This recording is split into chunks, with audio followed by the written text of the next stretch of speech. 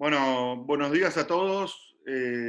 Para los que no me conocen, soy Tomás Vilaseca del Servicio de Artroscopía y Traumatología del Deporte del Hospital Británico. Pronto esperemos tener un equipo de preservación articular y llamarlo también así para que parezca mucho más profesional. Me toca hoy hablarles de un tema que está en boga, creciendo muchísimo en los últimos años, que es el síndrome de fricción femoroacetabular y el tratamiento artroscópico del mismo. Es una charla medio larga, yo traté de incluir un poquitito de todo en esto, así que les pido un poco de paciencia y aguántenme, voy a tratar de hacerlo lo más rápido y entendible que se pueda. El síndrome de fricción femoroacetabular, como definición, es una alteración ósea del acetábulo y o del cuello femoral que va generando, como dice su nombre, por fricción, fuerzas de contacto normales entre los dos huesos. Posteriormente va generando lesiones labrales y o del cartílago, dependiendo del tipo, que ya lo vamos a charlar. Y sabemos que librado a la evolución, el síndrome de fricción es uno de los principales o el principal generador de artrosis de cadera y el principal generador de artrosis de cadera en pacientes menores de 50 años. Existen tres tipos. El primer tipo que menciono acá se llama CAM. CAM viene del inglés camshaft, que es árbol de levas.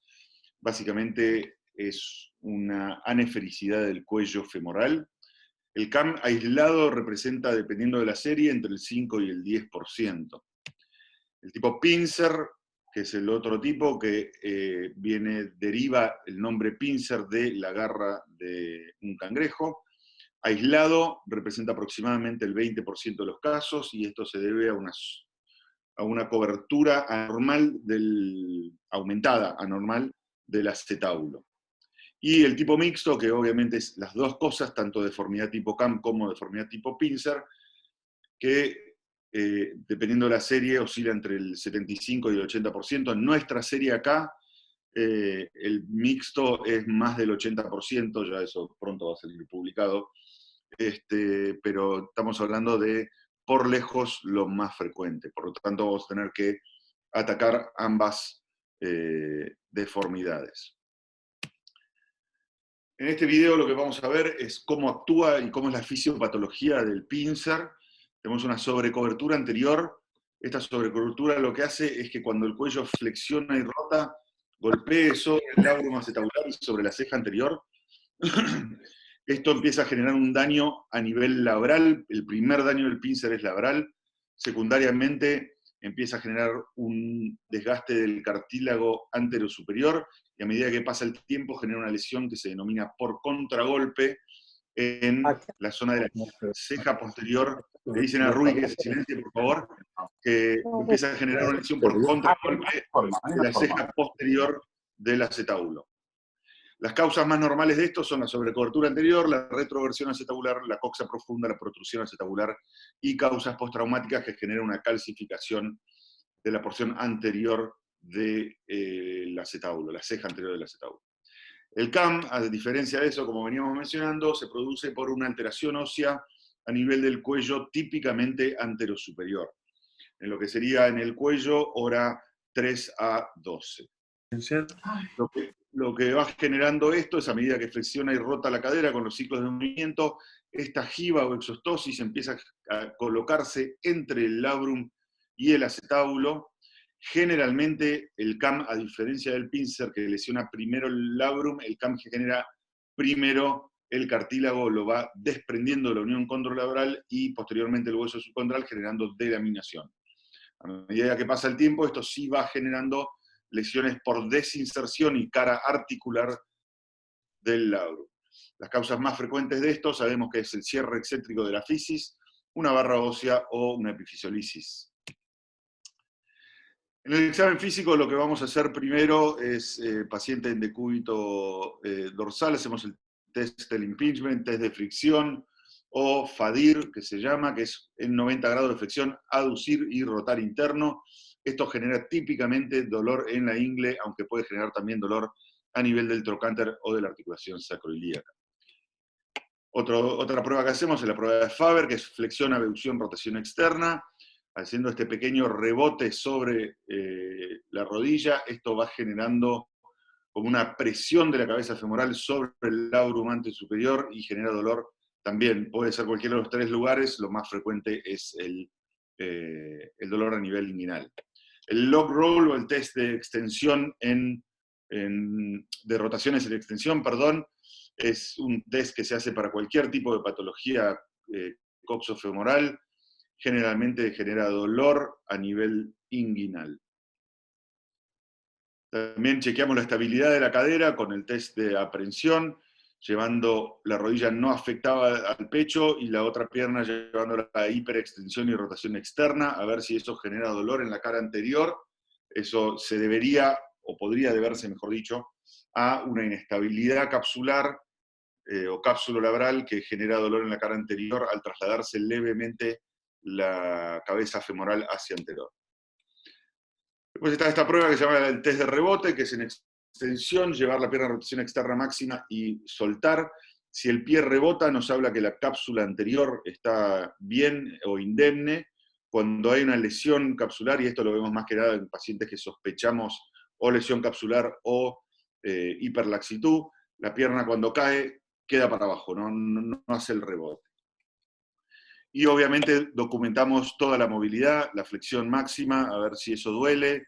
Eso a veces duele en pacientes que tienen fricción por la espina ilíaca inferior, que no lo vamos a charlar ahora. La rotación interna y rotación externa máxima. Típicamente los pacientes que tienen más CAM nos vamos a encontrar con una rotación interna muy limitada. Los pacientes con pincer o a predominio pincer en un mixto, la rotación interna muchas veces no se limita. Hay varios trabajos que hablan de qué es lo mejor, cuál es la mejor prueba, cuál es el mejor signo. Sabemos, este trabajo tiene 8 años, pero hasta ahora que yo sepa no hay ningún otro trabajo que ha salido hablando de las pruebas físicas. Sabemos que en esta revisión bibliográfica de varios trabajos no hay ningún trabajo que nos hable específicamente de una prueba que nos va a decir, sí, esta prueba positiva, el paciente tiene un síndrome de fricción o podemos sospechar. Tenemos que hacer una mezcla de todo, tanto por el relato como por el examen, como por las imágenes. Perdónenme. Las imágenes, obviamente, vamos a empezar con el par radiológico. Par radiológico vamos a tener siempre ambas caderas juntas, que no nos hagan caderas por separadas. Hay lugares donde todavía lo siguen haciendo, pero tenemos que tener siempre la precaución de solicitar y pedir ambas caderas frente y perfil, bien centradas, con los orificios obturadores bien simétricos y con el coxis directamente arriba sobre la línea media, directamente sobre la línea de la sínfisis pubiana y a 2 centímetros del pubis. La importancia de hacer esto es que tenemos trabajos como este y varios otros trabajos más que nos muestran cómo van cambiando las imágenes y cómo puede cambiar nuestro diagnóstico o nuestra interpretación de las radiografías basados en la incidencia del rayo. Acá podemos ver este trabajo que hicieron en pelvises cadavéricas con radioscopía y modificando el ángulo, y vemos cómo en los 4 recortes de la derecha vemos cómo modifica la imagen de las cejas específicamente, cambiando el tilt pelviano y cómo nos modifica mayor o menor cobertura, tanto anterior como posterior. Este caso yo siempre lo muestro, lo tengo, es una médica ex residente del hospital, que bueno, le dolía la cadera y le pedí que me deje hacer esto, y acá podemos ver cómo, siendo la misma persona con 3 incidencias distintas, la radiografía como corresponde, siendo la de abajo, y un inlet, el de arriba, y outlet, el de la derecha, y outlet, el de abajo. Vemos cómo en una parece tener un acetábulo prácticamente normal, en otra parece tener un acetábulo absolutamente retrovertido, que no sería indicación para una artroscopía, y en la radiografía propia, correctamente realizada, vemos que simplemente tiene un pequeño pincer, y eso es la causa de su sintomatología. Pero podemos ver en estas 3 imágenes cómo la mala técnica radiológica nos puede llegar a modificar muchísimo nuestra indicación. Una vez que tenemos la radiografía correctamente hecha, pasamos a medir los ángulos, el ángulo de cobertura acetabular, centro-borde o de Weaver, que básicamente nos va a hablar de la presencia o no de displasia, de la presencia o no de sobrecobertura, siendo displasia menor de 25 grados y siendo sobrecobertura mayor de 35 o 40 grados. El ángulo de Tonis o de la inclinación acetabular nos va a hablar de no solo una displasia, sino nos va a hablar de la posibilidad de que esta cadera sea una cadera inestable. El ángulo de Tonis normalmente tiene valor normal, de menos 5 a 14 grados. Por supuesto que teniendo un ángulo de Tonis normal, se puede llegar a hablar en una displasia leve, de poder hacer una artroscopía. Eso es tema de otra charla, no me quiero meter mucho, pero es importante identificarlo, verlo bien y tener en cuenta que un paciente que tiene este índice aumentado nos habla de una cadera que va a ser o va a tender a ser inestable. Los signos radiológicos que buscamos y encontramos en el pincer son el signo del 8 o el crossover sign, que es, no me sale el cursor, bueno, es la línea que se ve ahí la línea continua que se ve en el acetábulo. La puntuada en el acetábulo es la ceja posterior, la continua es la ceja anterior. Cuando estas líneas se cruzan se denomina crossover sign o signo del 8. Vamos a ver la espina ciática, que eso nos habla de una retroversión acetabular. El signo de la pared posterior, que no está marcado en esta radiografía, pero básicamente es que la pared posterior está medial al centro de rotación de la cabeza. Eso nos habla de una retroversión acetabular o una insuficiencia de la pared posterior. El ángulo centro-borde mayor de 35 nos habla de una sobrecobertura. Podemos ver, como se ve acá en el cuello femoral, un quiste que se llama quiste de impacto, que se debe al lugar donde la ceja anterior golpea contra el cuello y va generando como una geoda, una quiste artrosinovial a ese nivel. Para diagnosticar el CAM, lo que medimos es el ángulo alfa, que se mide en el perfil, realizando a partir del centro de rotación de la cabeza femoral, una línea por el eje mayor del cuello femoral y otra línea hacia el lugar en el cual se cambia la circunferencia de la cabeza femoral. Eso nos mide el ángulo alfa, y el ángulo alfa, valor normal, es de menor de 50, algunos trabajos hablan de menor de 55, pero nos tenemos que manejar más o menos en esos límites, y aparte también, por supuesto, desde ya de la clínica. Nuestro segundo estudio es la tomografía axial computada. Esto nos permite evaluar la estructura ósea, los ángulos con mucha mayor objetividad y con una técnica muchísimo más estandarizada, ya que los ángulos de la posición de la pelvis se manejan directamente desde la consola, con lo cual podemos ver una muy buena imagen del acetábulo y el centro borde, y nos permite ver también que es muy importante para lo que es la planificación, para la planificación preoperatoria, la reconstrucción tridimensional. Lo más importante de todo en este estudio, y también en la resonancia, después lo voy a mencionar, es pedir los cortes axiales al cuello femoral. Esto tiene, por un lado, el objetivo de que el ángulo alfa lo tenemos que hacer en el eje mayor del cuello, con lo cual el corte axial al cuerpo no nos permite ver eso, por lo tanto, nos va a permitir medirlo bien. Como vemos en la foto de abajo, ese es un corte axial del cuerpo, y vemos que está la cabeza, o se ve una parte del cuello. Uno puede inferir que hay una alteración tipo CAM, pero no se puede confirmar. Y aparte nos permite hacer cortes axiales a distintas alturas del cuello, ya que no siempre el CAM es circunferencial o de toda la parte anterior, sino que hay CAM que son focalizados, y en un lugar del cuello el ángulo alfa puede ser absolutamente normal y en otro lugar ser patológico. Y la reconstrucción tridimensional lo que nos permite, nos ayuda un montón, es a poder evaluar alteraciones óseas groseras y poder entenderlas mejor. Como por ejemplo, foto de izquierda abajo, es una chica que tiene una secuela de una artritis séptica. Arriba a la derecha, una avulsión de la espina ilíaca anterior inferior y calcificación del tendón del recto. y abajo a la derecha una secuela de una avulsión de la espina ilíaca anteroinferior. Y a su vez, la tomografía y específicamente la reconstrucción tridimensional nos permite hacer este tipo de imágenes en las cuales nosotros podemos hacer lo que se denomina la sustracción femoral o sustracción acetabular. Entonces vamos a evaluar los dos huesos por separado. Esto nos da mucha ayuda en casos con grandes deformidades o alteraciones raras, o en pacientes, como por ejemplo el paciente de arriba a la derecha, que ya han sido operados y tiene una resección del CAM, pero como se ve ahí, el CAM fue resecado segmentariamente y quedó una pequeña exostosis a nivel más medial del cuello. Entonces, todo esto nos sirve a hacernos la idea de cómo es la anatomía ósea y poder ver bien y planificar bien qué es lo que queremos ir a hacer.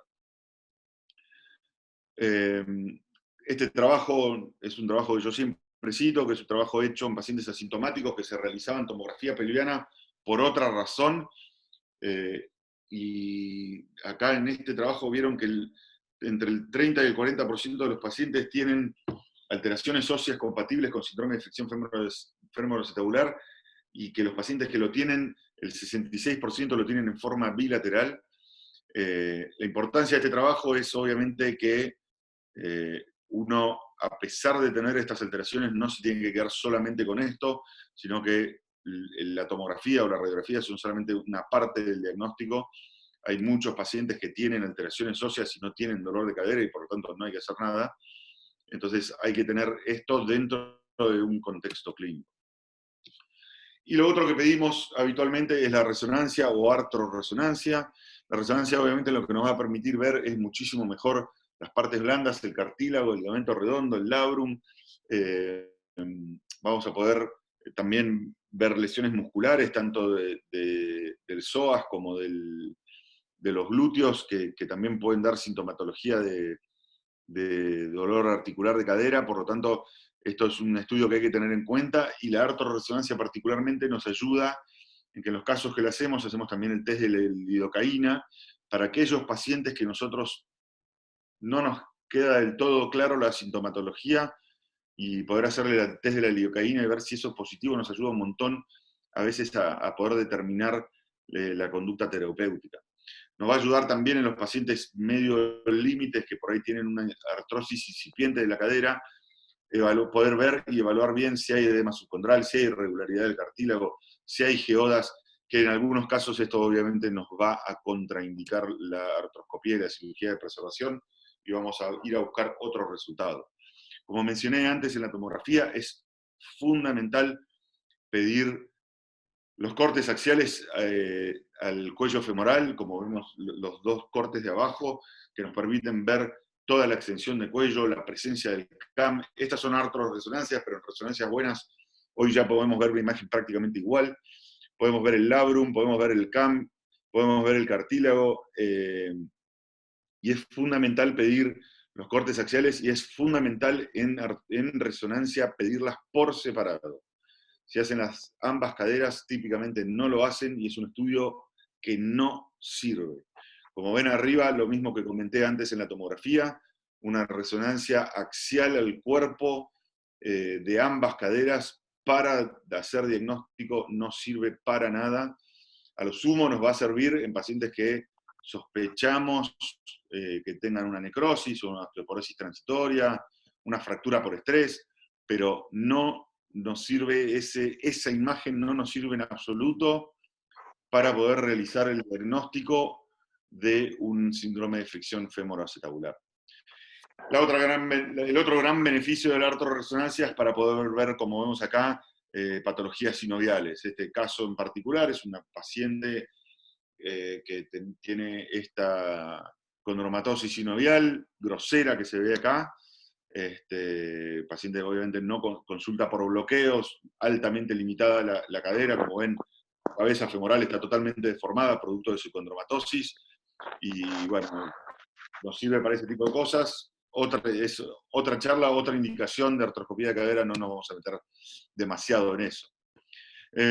Durante los primeros años de la artroscopía de cadera, la gran discusión era hacer artrorresonancia o hacer resonancia común, esto debido a que la artro obviamente es un procedimiento invasivo y que trae complicaciones. 1 cada 10.000 hace una artritis séptica, también es muy bajo, pero esos casos, obviamente cuando estamos hablando de pacientes jóvenes que queremos tratar de salvarle la cadera, que haga una artritis séptica por una artrorresonancia realmente es un problema.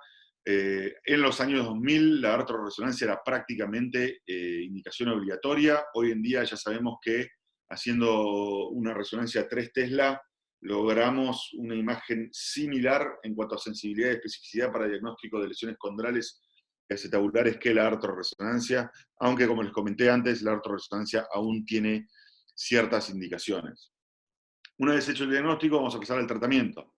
Tratamiento conservador, si hablamos de tratamiento con antiinflamatorios, cambios de hábito de vida, fisioquinesioterapia, fortalecimiento muscular, sabemos esto es una comunicación oral en un congreso del doctor Filipón, él que tiene mucha lista de espera para sus pacientes, típicamente dice que los manda a hacer rehabilitación, pero dice que más del 90% no mejoran y que hay un pequeño porcentaje incluso que empeoran con la quinesio y el fortalecimiento muscular, con lo cual esos pacientes yo los mando a todos, y más los que tienen menos de 3 meses de sintomatología, los mando a todos a hacer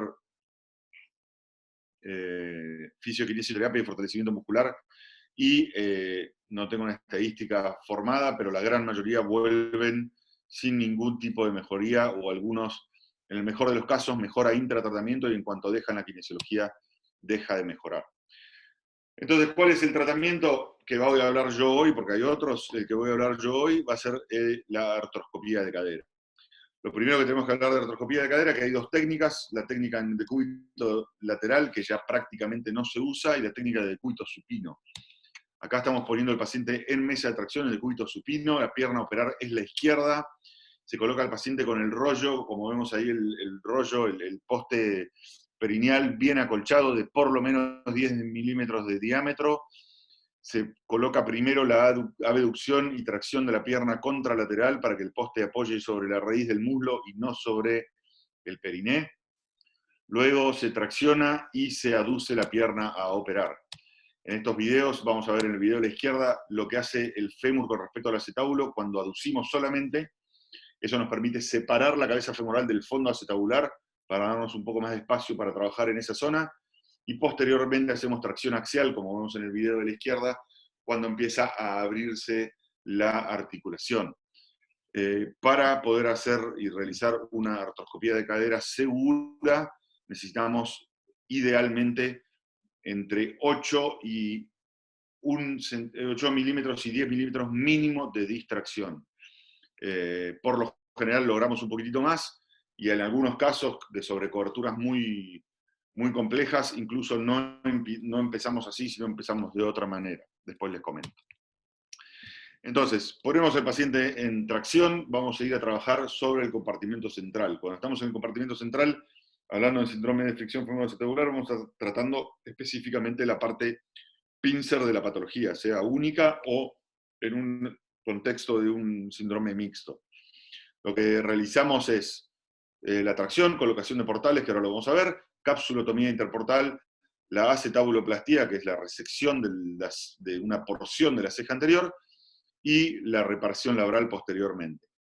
Generalmente se dice que esto por ahí es un poco viejo, originalmente la acetabuloplastia se hacía entre 5 y 7 milímetros, dependiendo obviamente de la planificación preoperatoria, y lo que sí, esto siempre y sigue siendo vigente, no se hace acetabuloplastia en pacientes que tengan ángulo centro-borde menor de 20 grados. O sea, tiene que sí o sí tener más de 20 grados.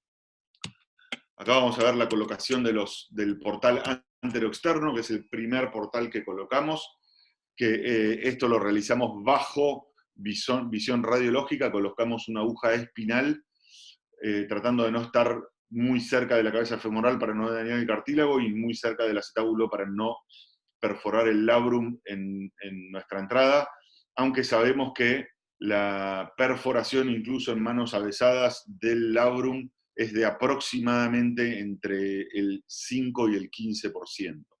Colocamos posteriormente una aguja nitinol y posteriormente, como último, ponemos un dilatador. A través de este dilatador vamos a poner la cánula y posteriormente la cámara. Una vez dentro de la articulación, acá en este video estamos viendo una cadera derecha mirando por anterolateral. Ubicamos esta zona que se llama el triángulo de seguridad, que está formado entre el labrum y la cabeza femoral. Ahí colocamos la aguja espinal de nuevo y el alambre de nitinol, y posteriormente colocamos los dilatadores. Cuando vamos colocando este dilatador que tiene mango y estamos haciendo bastante fuerza, tenemos que tener siempre mucha precaución de que el nitinol corra fácilmente por dentro del dilatador, ya que esto nos asegura que no lo estamos doblando en ningún lado y que se nos pueda romper, que a todo artropista de cadera en algún momento se le rompió, y hemos estado pescando alambres nitinoles tanto intraarticulares como en el espesor del muslo. Colocado el dilatador, esto de vuelta es una cadera derecha, se coloca el bisturí artroscópico. Acá estamos viendo retirando el dilatador, el bisturí artroscópico está entrando a través del dilatador, y una vez que logramos esto, vamos a comenzar con la capsulotomía. Esto que vemos acá es una cadera izquierda arriba a la izquierda y una derecha arriba abajo a la derecha. En la de la izquierda estoy haciendo ahí la capsulotomía del portal anterior. Dependiendo del caso, vamos a completar la capsulotomía o no. Como se ve en el esquema de la izquierda, ahí vemos dónde entran los distintos portales.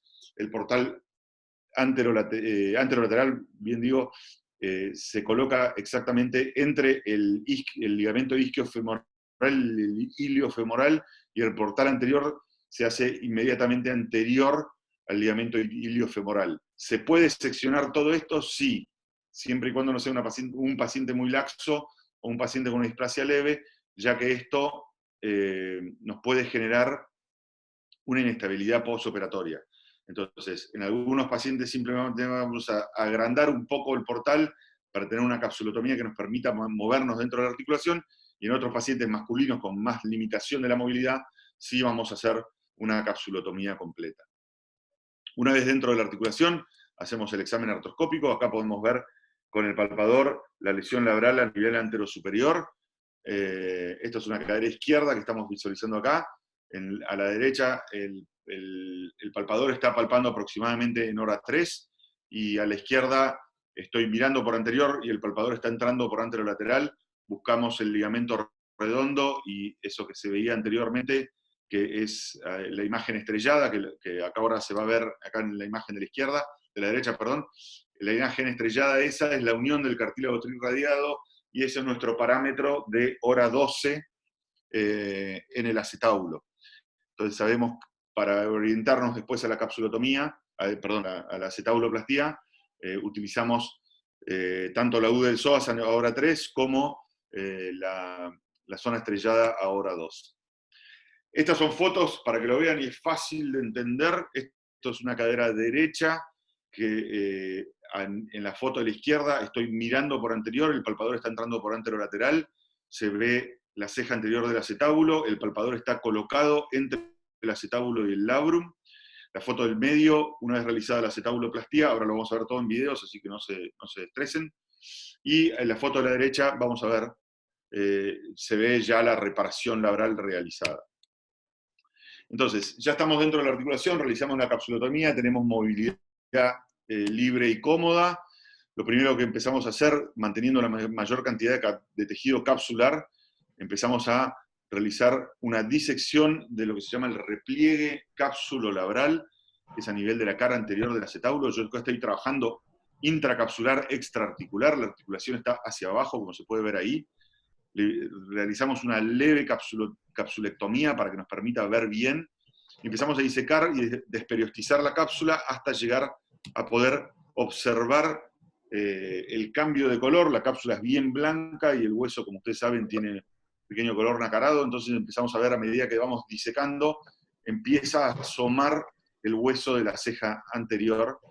Una vez que realizamos eso, pasamos a utilizar el burr. Este burr que vemos acá en estos videos es de 4 milímetros. El burr empezamos a disecar desde anterior hacia intraarticular. Nos colocamos bien entre la transición entre parte blanda del labrum y tejido óseo de la ceja anterior. Generalmente, ahí con un diámetro del burr generalmente es suficiente, salvo en casos de mayor deformidad.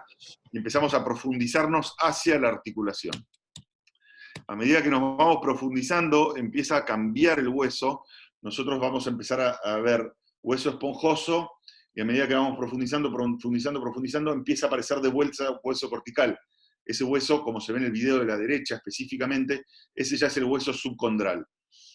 Cuando ingresamos un poquitito más sobre el hueso subcondral, ya termina el hueso y nos vamos a encontrar con la transición entre el hueso y el cartílago, y en casos en los cuales la unión condrolabral está indemne, nos vamos a encontrar con cartílago, como se ve ahí en el video de la derecha, se ve cartílago como una U, en la cual tenemos hueso de un lado, cartílago abajo, y el labrum del otro lado. En este momento utilizamos radioscopía, como se ven en estas dos fotos que están aquí. En estas fotos que están acá, utilizamos radioscopía para corroborar nuestra planificación. En la foto de arriba el burr está colocado en hora 12, y en la foto de abajo el burr está colocado en hora 13 aproximadamente del acetábulo, con lo cual uno ya sabe que la planificación, o sea, la resección es lo que habíamos planificado. Una vez realizada la acetabuloplastía, el próximo paso va a ser realizar la reparación labral. Hay dos técnicas para realizar la reparación labral. Una es lo que se llama loop o punto perilabral, como vemos acá. Este es un video del tiempo total de colocación de un arpón, es un poco largo, ya lo sé, pero es a propósito para que vean lo que se tarda en colocar un arpón. Acá se llama perilabral porque, como ven, el hilo de sutura se coloca alrededor del labrum y no lo penetra. El primer punto se coloca entre el acetábulo y el labrum, y después se baja el nudo como ven ahí ya está el nudo colocado. Y ahora vamos a colocar el arpón. Este es un arpón sin nudo. Hay distintas variedades de arpones, que no quiero ir demasiado al caso. Y después se coloca el arpón, con el agujero ya estaba realizado el orificio, y se coloca el arpón, y esto nos permite volver a colocar el labrum en situación anatómica. La otra forma de realizarlo es lo que se llama sutura basal o intrasustancia. Acá de vuelta, el punto inicial se coloca entre el borde entre el hueso y el labrum, se atraviesa ahí, se deja el hilo colocado intraarticular, y en vez de ir a retirar el punto del otro lado del labrum, como hicimos recién, lo que sería perilabral, el punto se lo busca a través del labrum, como vamos a ver ahora en el video. De esta manera, cuando el labrum es grande como este, si tiene más de 5 milímetros se puede intentar, menos de 5 milímetros no tiene sentido intentar este punto porque se va a romper el labrum haciéndolo. De esta manera nos queda una forma más anatómica del punto, del labrum, queda más triangular, de la otra forma queda un poquitito más tubular, pero está demostrado, como ven acá en estas dos citas bibliográficas, quienes quieran buscarlo, está demostrado y recontra demostrado que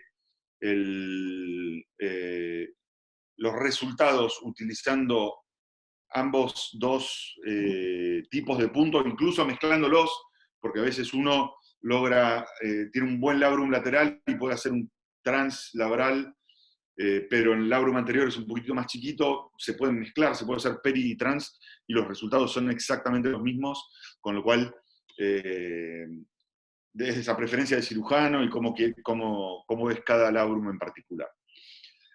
La osteocondroplastía femoral es lo que hacemos para el tratamiento del CAM.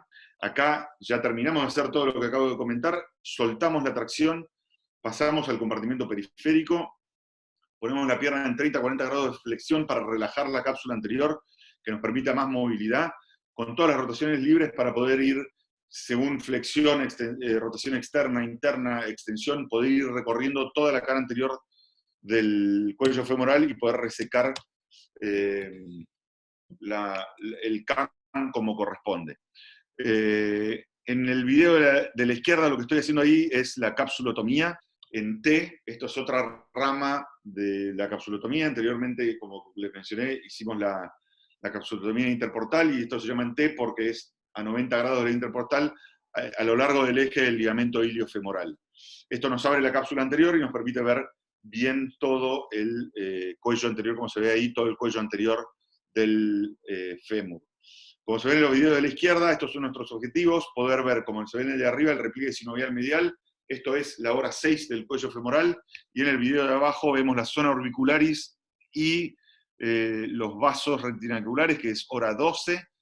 Eso, cuando podemos ver eso, sabemos que en un CAM normal estamos viendo toda la cara anterior del cuello y vamos a poder resecar todo lo que necesitamos. Obviamente, podemos ir más a medial sin ningún problema, no podemos ir más a lateral porque podríamos llegar a comprometer el flujo sanguíneo a la cabeza, y eso sería muy desagradable.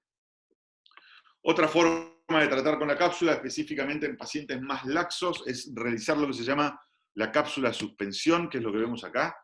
Se atraviesa la cápsula distal con un hilo de sutura y realizamos tracción de ese hilo, y acá podemos ver cómo cambia la imagen y cómo eso nos permite ver bien el cuello. Y los videos de acá de la derecha son dos videos de este mismo paciente. No le realicé capsulotomía en T, pero podemos ir bien desde el repliegue sinovial, como se ve el de arriba, hasta los vasos retinaculares, como se ve en el video de abajo.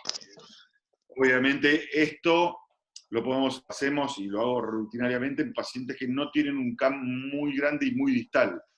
Los pacientes que tienen un CAM muy grande y muy distal, con esta técnica no se puede llegar bien a casi la línea intertrocantérica como a veces tenemos que llegar.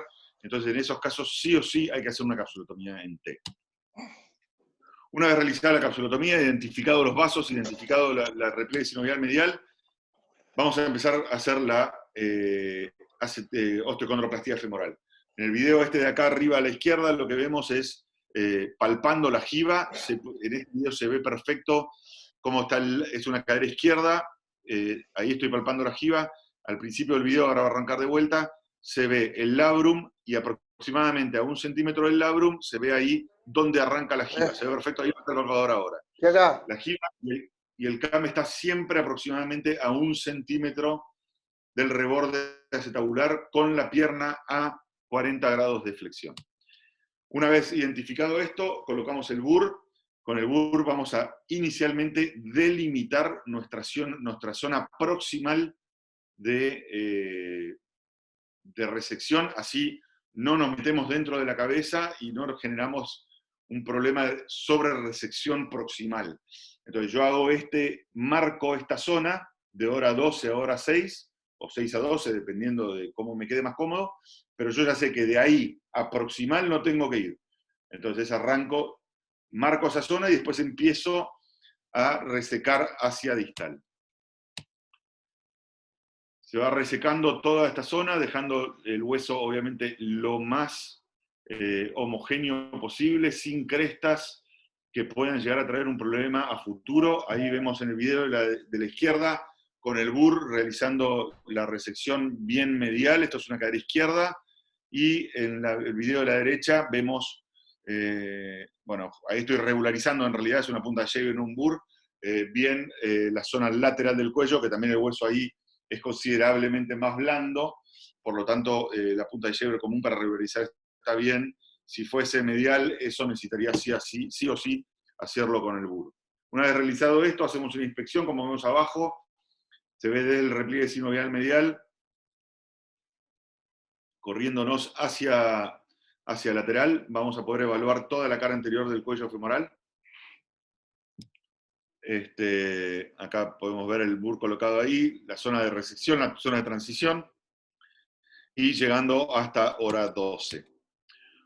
Una vez que creemos que terminamos, yo suelto la pierna por completo. Acá el ayudante me detesta, pero bueno, a veces son 2 minutos, a veces son 15, y hacemos lo que se denomina la prueba dinámica, que fue descrita, entre otros, por nuestro gran amigo Jorgito Chala, que es, una vez finalizada la resección, soltar la pierna, llevarla a 90 grados de flexión y darle rotación interna máxima y asegurarnos, uno, que el labrum no se desprenda del cuello femoral, como vemos acá, y dos, que no haya ninguna zona del hueso que por ahí nos pareció que estaba bien, pero que nos quedó una pequeña jiba que hay que volver a resecar.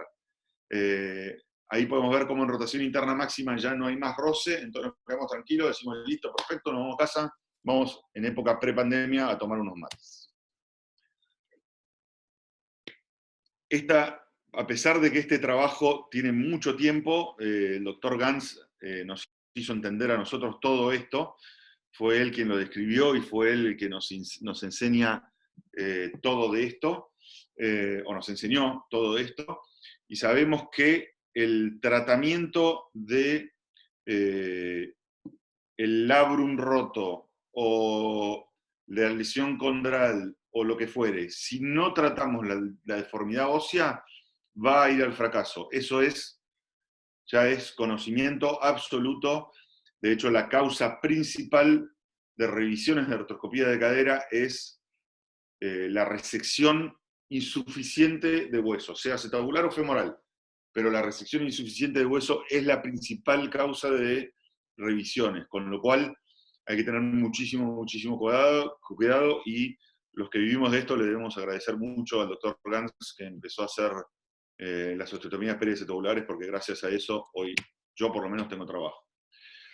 En el inicio de la artroscopía de cadera, muchas veces lo único que se hacía era el debridamiento del labrum roto. Después, bueno, ya empezamos con todo lo que es el tratamiento de la deformidad ósea. Este trabajo simplemente confirma lo que dije previamente del trabajo de Ganz. Hay que hacer la osteoplastia. La osteoplastia anda muchísimo mejor que solamente el debridamiento de la lesión labral. A principios de los 2000, el doctor Filipponi y otros, y Ganz, y Villar, y Safran, y Thomas Bird, empezaron a realizar estudios de esto y ver cuánto había que resecar más o menos para poder quedarnos libres de fricción. Originalmente se decía que la osteoplastía se hacía de 5 a 8 milímetros y la acetabuloplastía de 5, y que se puede resecar hasta el 30% del diámetro del cuello sin debilitarlo. Hoy en día, en realidad, se hace más a demanda que un número arreglado. La evidencia científica es eterna, demostrando la mejoría de los síntomas, el retorno deportivo, lo que no sabemos, y obviamente nos faltan... Uy, ¿a dónde me metí? Perdón. Nos falta mucho saber, es el tema de la progresión a la artrosis. Yo llevo 13 años haciendo esto y obviamente no tengo estadística para demostrarlo. Los pacientes que tienen más de 10 años no son muchos, a pesar de que algunos los sigo. Los resultados a 10 años son muy buenos. Hay varios registros grandes en el mundo que muestran que la sobrevida de la cadera a 10 años es de aproximadamente el 80%, con lo cual es difícil saber si disminuimos la progresión de la artrosis, pero sí podemos saber que estamos haciendo algo que por lo menos al paciente le va a durar, sabemos hoy, por lo menos 10 años. A medida que van pasando los años se van haciendo más estudios biodinámicos. Tenemos este de acá arriba, que es un estudio buenísimo, es un estudio cadavérico que hicieron en Rush, que fueron midiendo la presión intraarticular sobre el techo acetabular a medida que iban resecando más ceja. Midieron a 2, 4, 6 y 8 milímetros de resección y vieron que cuando resecan hasta 4 no hay mucho cambio. Ya a partir de 6 el cambio de presión intraarticular es significativo, con lo cual no se recomienda nunca resecar más de 6 milímetros de reborde acetabular. Y como les digo, la realidad es que rara vez se reseca más de 5, salvo en casos en los cuales la patología en realidad es una sobrecobertura, que es otro problema, y no entramos en tanto problema. Pero generalmente la resección está entre 4 y 5 milímetros. Como usamos un BUR de 4, eso nos permite manejar bastante bien el grado de resección que estamos realizando. Y el trabajo de abajo lo que hicieron fue, en cadáveres, hacer una acetabuloplastía, planificar la preoperatoria y hacer la acetabuloplastía. Lo que habitualmente resecamos nosotros son entre 105 y 120 grados del acetábulo, o sea, básicamente entre hora 3, por ahí un poquitito más de hora 3 y hora 11. Entonces, agarraron varios cirujanos artroscopistas de cadera y vieron qué diferencia tenían entre lo planificado y lo... Dejá de contar plata, Esteban, enfrente de los pobres, por favor.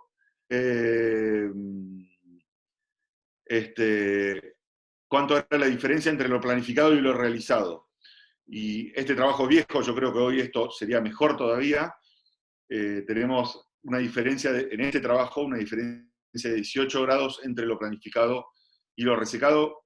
Está bien, es un 20%, pero en los resultados sería aceptable. Lo que sí nos queda claro hoy en día es el tratamiento ideal para el síndrome de fricción que no sea circunferencial es la artroscopía. Los resultados lo avalan en cuanto a retorno deportivo, en cuanto a vida diaria, en cuanto a duración de la mejoría sintomática. Tenemos algunos problemas el día de hoy que todavía no terminamos de comprender y todavía seguimos estudiando, que son, ¿qué hacer con la cápsula? Cerrarla, no cerrarla, cerrarla sistemáticamente, cerrarla o no cerrarla basado en el paciente. ¿Qué pasa con la osificación heterotópica? ¿Por qué los pacientes hacen entre 8 y 10% de osificaciones heterotópicas? Vale aclarar que esto es en Estados Unidos, donde el uso de antiinflamatorios es un poquitito menor. Nosotros usamos antiinflamatorios un poco más reglado y no usamos opioides, a diferencia de ellos. Yo estamos trabajando ahora y terminando un trabajo con Agus y con Leo de ver nuestra incidencia de osificaciones heterotópicas y de ver qué porcentaje, si cambia el porcentaje con distintos antiinflamatorios, eso va a salir publicado seguramente el año que viene. Yo creo que nuestra incidencia de osificaciones heterotópicas es menor que los americanos, pero porque usamos antiinflamatorios reglados. Eso, bueno, lo veré el año que viene cuando esté lista. Todavía no está lista de estadística, están los datos, pero no está la estadística. Pero, ¿qué tenemos que hacer con la osificación? ¿Qué tenemos que hacer? ¿Le tenemos que dar a todos los pacientes sindometacina? ¿Le tenemos que hacer algún otro tipo de tratamiento o simplemente el antiinflamatorio es suficiente? Por más que aparecen las osificaciones heterotópicas, hay un montón de pacientes que las tienen, algunos inclusive grandes, y no generan sintomatología, con lo cual es un problema, es otro tema a discutir. Y lo otro que por ahí está un poquitito menos controvertido aún es con respecto a los límites de la artroscopía. ¿A dónde podemos llegar? Obviamente, pacientes con grado de artrosis avanzado, con 2 o más en la escala de Tonis, ya sabemos que no es recomendable. Todos hacemos algunos pacientes Tonis grado 2 en pacientes menores de 20 años que uno por ahí se la juega, entre comillas. Hay quienes dicen, no, tomás eso, hacerlo por artroscopía, no, hacerlo por luxación controlada. Es un tema que todavía el día de hoy está bastante controvertido. Y el otro límite que tenemos que charlar, y por ahí no sabemos todavía mucho, y se está estudiando, y la bibliografía va aumentando, es en pacientes mayores de 50, mayores de 60. En mayores también hay que ir viendo, el índice de fracaso obviamente es mayor, el índice de recirugía, sea reartroscopía o reemplazo articular o progresión a reemplazo en una artroscopía en pacientes menores de 40 años, es de más o menos entre el 6 y el 10%, y en pacientes mayores de 50 ese porcentaje es casi el 20%. Entonces, bueno, hay que ver, y es difícil poder llegar a determinar ese límite, pero bueno, pensemos que la artroscopía de cadera como la hacemos hoy tiene aproximadamente, yo diría, con el manejo capsular y todo como hacemos hoy, no más de 10 años, con lo cual nos queda muchísimo por investigar. Saben que la artroscopía de cadera es el procedimiento ortopédico con mayor crecimiento en la última década, con más del 600% anual, del 600%, perdón, de crecimiento. Así que nos queda mucho por comprender todavía, pero obviamente los resultados están a la vista y son muy, muy buenos. Y les quiero agradecer por su tiempo, espero que no se hayan dormido demasiado y cualquier cosa me pregunta.